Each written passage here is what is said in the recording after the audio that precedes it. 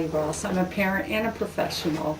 Today we'll be talking about tips on how to get quality educational services for your children.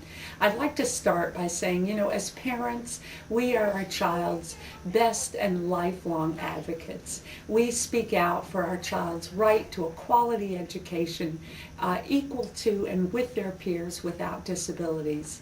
The laws that protect our children have existed for years, yet many of us know the reality.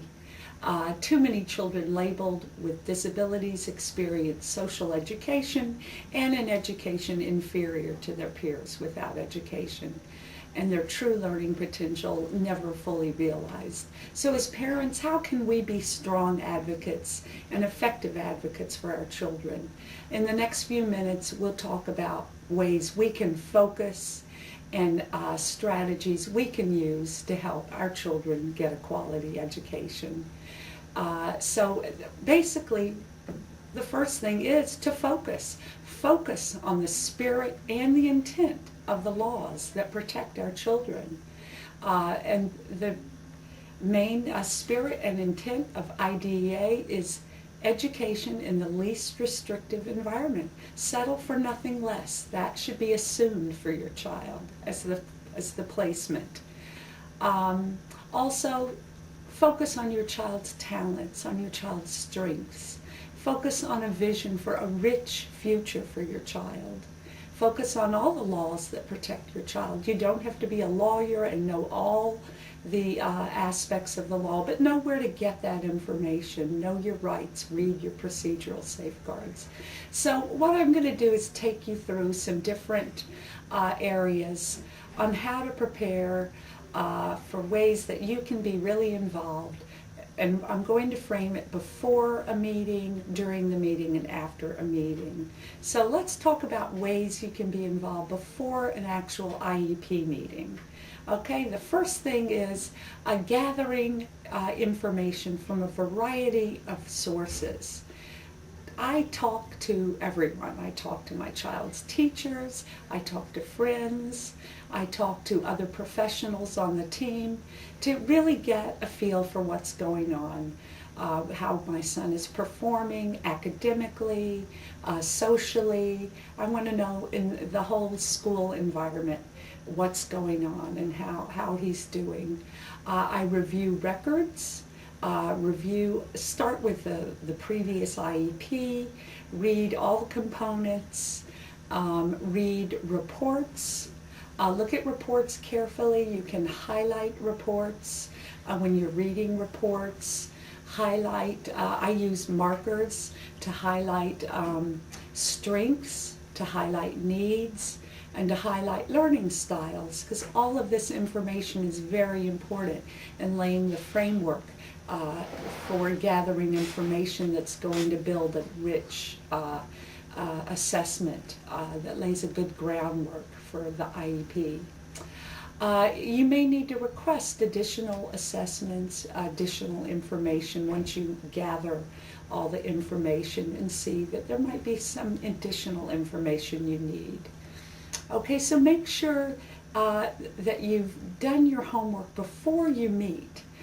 Because truly, at the IEP meeting, you don't want to be hearing anything for the first time. I lay all the preliminary groundwork before the IEP meeting.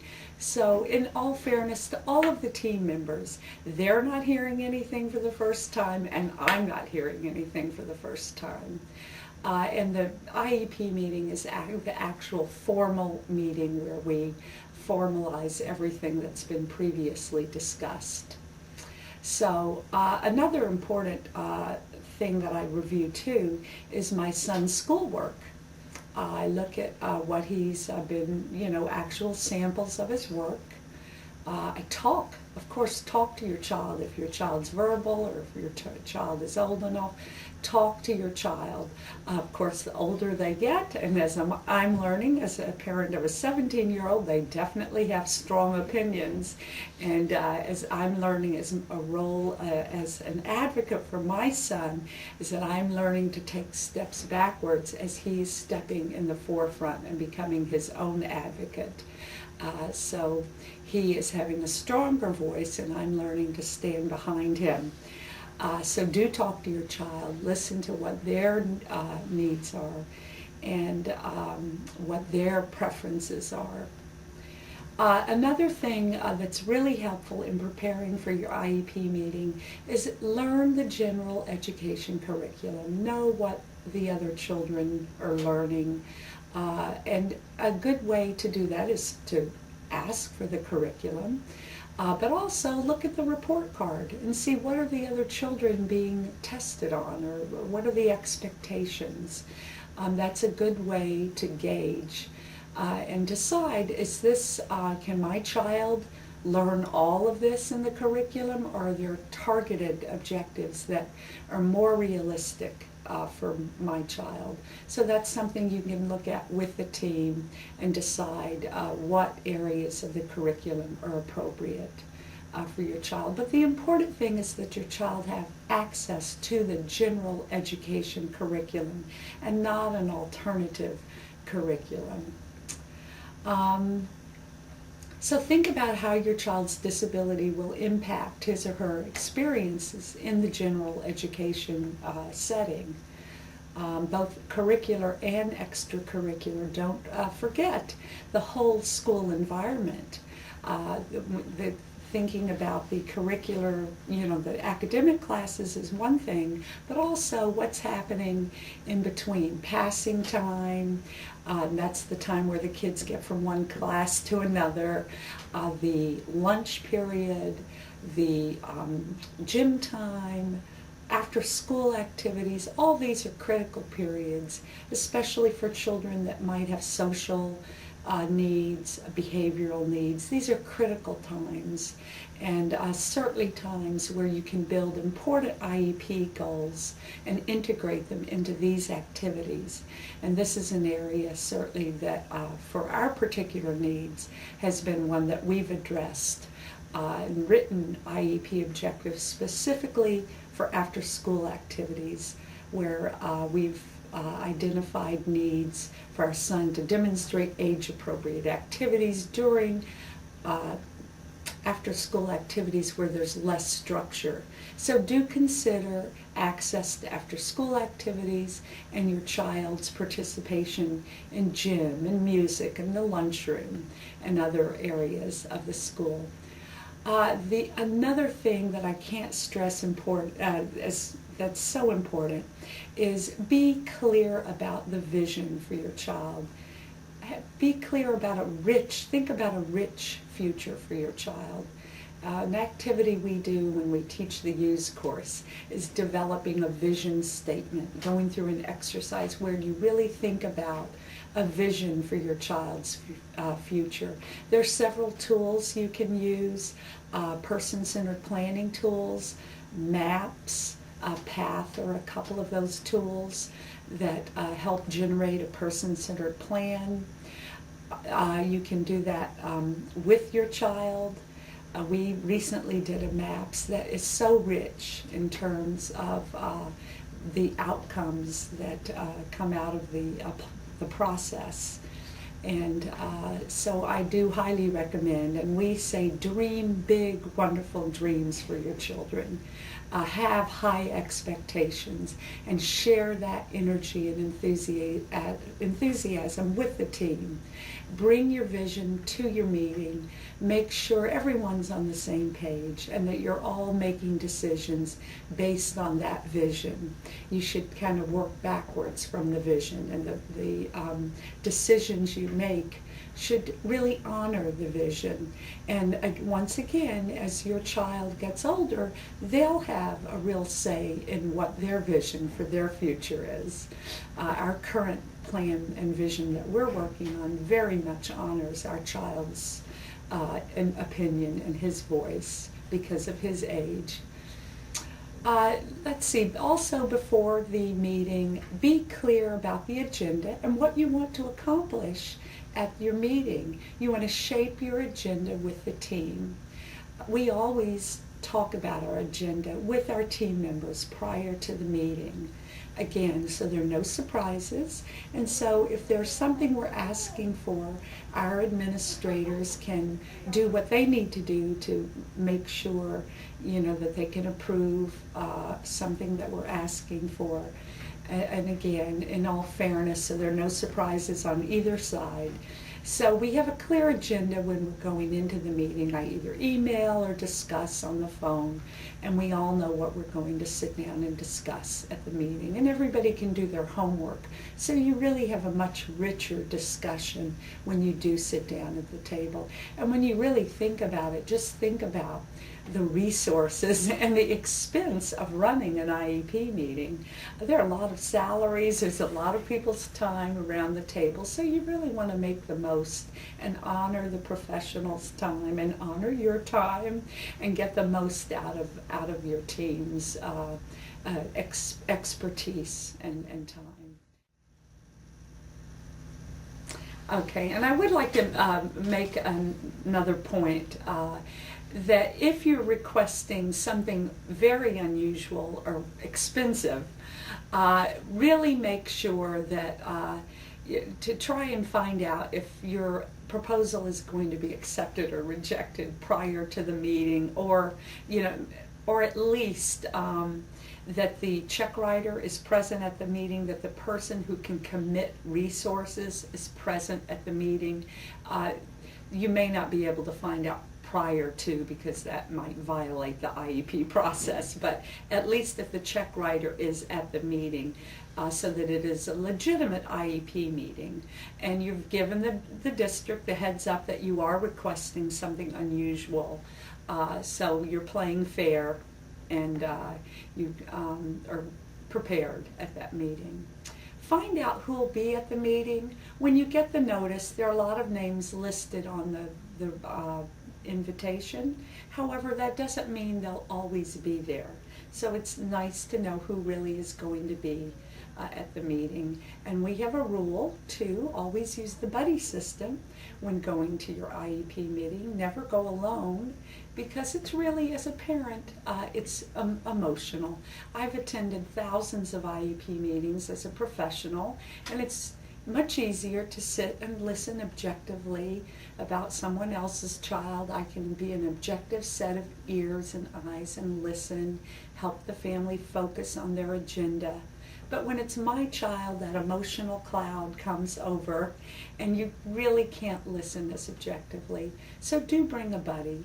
Let the school know if you're bringing several buddies, just out of courtesy. If you need a larger room, more chairs, it's nice to let the district know how many people you plan on bringing. And sometimes over the years, my son's team has grown so that he does have quite a few team members at the table. So our meetings have gotten larger, and so we do let the district know that we will have quite a few people at the meeting.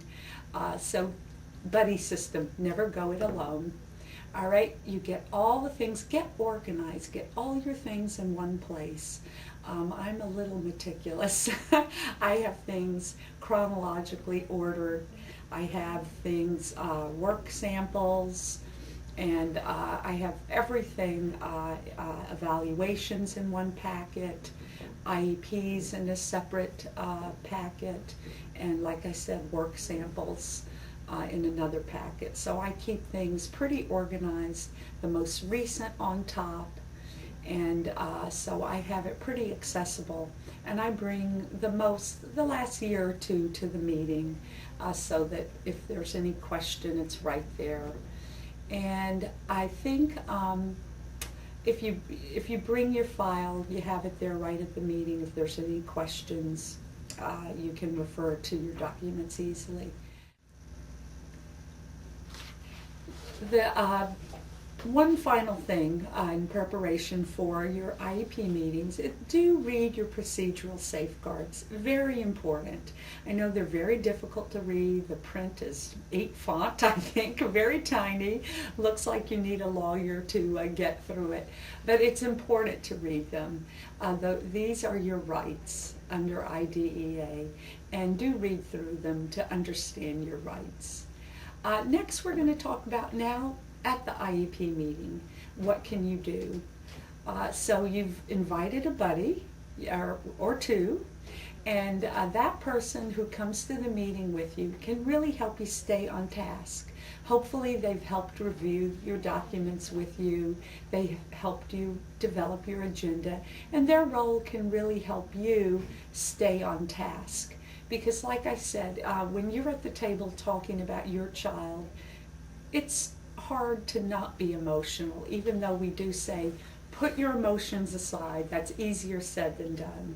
And so your buddy can really help you stay on task. If you forget to ask an important question that you wanted to ask, they can remind you and help you stay on focus. Come with a written agenda, or you've probably already shared the agenda, but I always come with it written out too. And my buddy has it and helps, like I said, helps me stay focused. Any written information that you've prepared, you've probably shared in advance, but you might want to bring that too to have in front of you. Don't be afraid to ask questions. We're too often afraid to ask. And we say, don't forget your WH questions. Who, what, when, how, where. You need to know, when is something going to happen, timelines, who is responsible for an action that's being proposed, when is it going to happen, where, by what time. I mean, these are questions that are really important to ask. So remember your WH questions. All right, and remember, if you don't understand something, because a lot of jargon, people not intentionally slip into jargonese, and there are tests that they might be using. And if you don't understand what's being discussed, raise your hand. Could you please explain what that is, what that means? And I'm sure be more than happy to explain the jargon. So remember, no jargon allowed in IEP meetings. Remember the process. I think that this is often where a lot of mistakes are made, because people don't honor the process. And if you follow the process, you'll end up with a richer IEP for your child.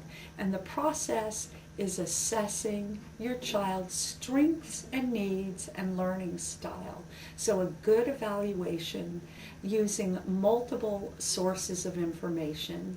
And we could really spend a whole time talking about evaluation, but we're really gleaming over some tips today, so we won't go into detail. But laying the groundwork, I just want to stress, you want to lay a really good groundwork for your IEP. And too often people go over the part of the IEP that's called present levels of educational performance too quickly. And that's an important building block of your IEP. That information lays the strengths, assess needs and learning styles, and how your child's needs may impact their experience in the general education classroom. So it's a very important part of the IEP, because as part of the process, your child's assessed needs drive the goals. And so that's important to really pay attention to. And then assessed goals drive objectives. And as a team, you decide on the objectives that are reasonable and measurable. Your goals should be measurable, and decide on them together, what's realistic for your child. And again, we talked about the curriculum. Prior to the meeting, you have met with the teachers and talked about, what's realistic in terms of the curriculum for your child.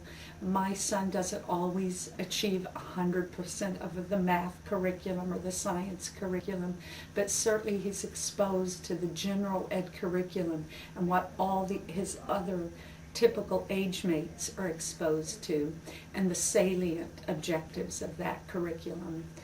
And so we look at that, and then placement is discussed. Too often those elements are done out of order, and that's not the intent or spirit of the law.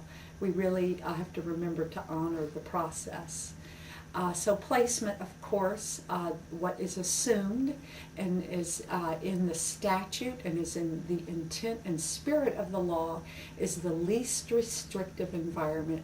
And the spirit of that is inclusion, that all children are equal members of the school environment. And that's what should be considered first when we talk about placement. Okay, so really remember and honor the process. Only accept goals and objectives that are measurable. Think about in a year what is reasonable for your child to achieve. Okay? And remember, there's not a single correct answer to issues. You need to be open-minded to suggestions. Just keep an open mind. There's a lot of expertise at your table. You truly are the expert on your child. You know your child in a way that no one else in the table does. But the professionals bring a lot of expertise to the table in terms of what they're teaching and in terms of all the children they see. So do be open-minded and open to suggestions. I suggest tape recording your meeting for several reasons. One, I don't hear everything the first time, and I find it really helpful to have the meeting on tape. It's helpful to go back and review. Several districts don't take minutes anymore, so it's helpful to have the meeting on record. So I think it's a good suggestion. Some people are comfortable, some aren't. I've never found that the teams are uncomfortable. When you tell them in advance you'll be taping and people get used to it, we turn on the tape recorder and no one seems to mind. So do stay focused on your agenda. Don't be rushed. If you need to reschedule an IEP meeting to finish your points, then feel free to do that. So that's really the things you can do at the IEP meeting. After the IEP meeting, your job isn't over. You know, you have a beautifully written IEP. But this is where the real work begins. We think, oh gosh, we have this great IEP, we've done such a great job, phew, we can rest. But really this is where the hard work begins. We want to make sure this IEP is implemented. So follow through is really critical. So follow up in writing, in person, establish a way of checking in regularly.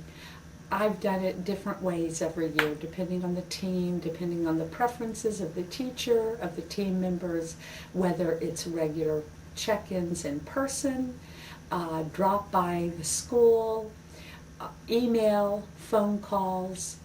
Now I talk to my son, I look at schoolwork, to look at assignments, check ongoing the calendar.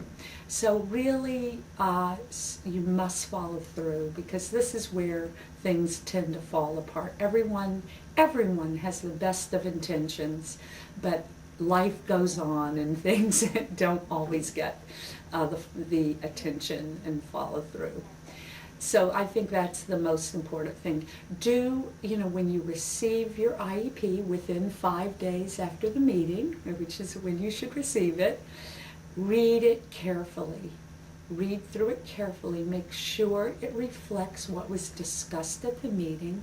Pay close attention to the written prior notice page. That is the page where you've talked about the actions that were discussed, that were proposed, anything that was rejected and why. Look at that page carefully and make sure it reflects what you think happened at the meeting. These actions will be implemented if you agree, and if you don't put anything in writing, they will be implemented automatically. So it's important that you read your document and get familiar with it and know the IEP. Continue to be an active participant in the team.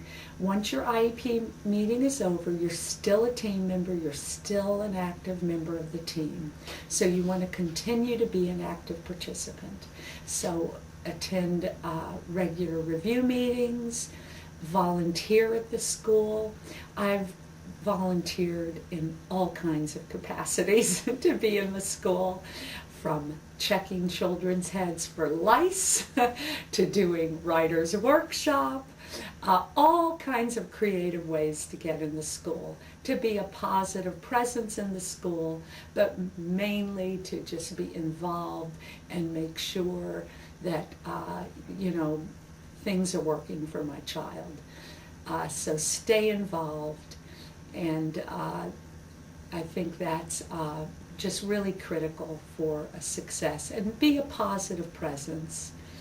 So I think these are some basic tips that will really help your child get a better quality education, and I hope they're helpful. I'd like to say, as parents, we have rights, but we also have responsibilities to assure our children get the best quality education. I'd like to read to you the Parents' Bill of Rights and Responsibilities. Parents have the right to information about their child and their child's programs. They have the responsibility for seeking and maintaining this information.